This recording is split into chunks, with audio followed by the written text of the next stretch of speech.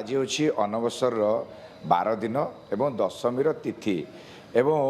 महाप्रभुंकर जो गुप्त उपचार मानवीय लीलाक्रम महाप्रभु को ज्वर उपशम पाई दैतापति उपचार एवं आज दिन में महाप्रभु सुस्थ हो जिते चक्का विजे करेंगे राजवैद्य जोगाईदेवे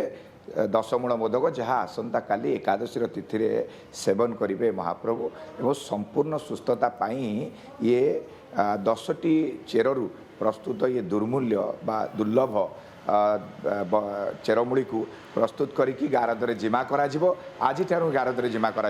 आम सहित राजवैद्य अच्छा टे प्रतिक्रिया ना जेहेतु आउ कि समय पर ये प्रक्रिया आरंभ हम और दशमूल मोदक प्रस्तुत हो बहु दिन निश्चित काम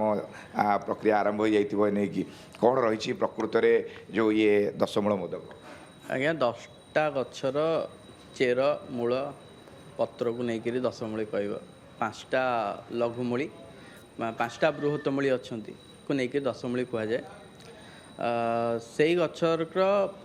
जो जिनसटा आम संग्रह करता स्नान पुण्य आम सुखा हुए सुखाई कुटा हुए कुटा होकर गुंड प्रस्तुत हो जाए आज पाक कराई दशमूली मोदक प्रस्तुत करा हुए आज केते बेल को ये आरंभ हो आउ कौन प्रक्रिया गारदर जिमा हम केते बेले मध्याह्न धूप पर महाप्रभु को लगा सेवन करती बोली हाँ यहाँ हूँ आमर आउ प्रस्तुति अल्प समय मध्य आरंभ हम अल्प समय मध्य आरंभ हो सारापर ताकू 2टा 2:30 दीपर धूप पर नहीं गारदरे हस्तांतर करा कमांडर को आज्ञा चक्का विजे हो सारापर महाप्रभु सेवन करेंगे कौन कौन सब रही था विशेष करके दुर्लभ जो चेरमूली ये बेल गंभारी शालपनी कुष्ठपनी अंकरांति ये प्रकार हो 10टा गचर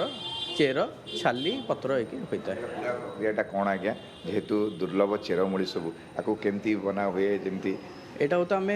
प्रथम यहाँ सुखा हुए स्नान पुण्य परठू यहाँ सुखा हम सुखाई सारापर गुंड कराब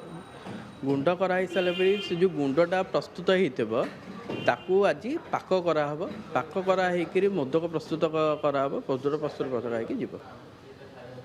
जे महाप्रभु ये मोदक पाइबा पर संपूर्ण सुस्थता आसवे जिते जिते उपचार होता पंचमी फुलुरी तेल षष्ठी ठारू ओसुओ किंतु